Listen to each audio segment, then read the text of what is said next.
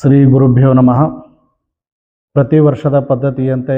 ಶ್ರೀ ಅಮರೇಶ್ವರ ದೇವಸ್ಥಾನದಲ್ಲಿ ಇದೇ 25/11/2025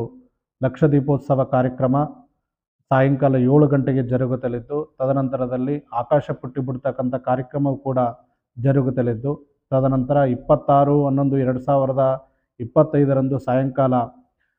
5 ಗಂಟೆಗೆ ಉಚ್ಛಾಯ ಕಾರ್ಯಕ್ರಮ ಕೂಡ ಜರುಗುತ್ತಲಿದ್ದು, ಈ ಕಾರ್ಯಕ್ರಮದಲ್ಲಿ ಸಮಸ್ತ ಅರ್ಚಕ ವೃಂದದವರು, ಆಡಳಿತ ವರ್ಗದವರು ಮತ್ತು ಗುರುಗುಂಟ ಗುಂತುಗಳ ಸಂಸ್ಥಾನಿಕರು ಕೂಡ ಭಾಗವಹಿಸಲಿದ್ದು, ಈ ಕಾರ್ಯಕ್ರಮಕ್ಕೆ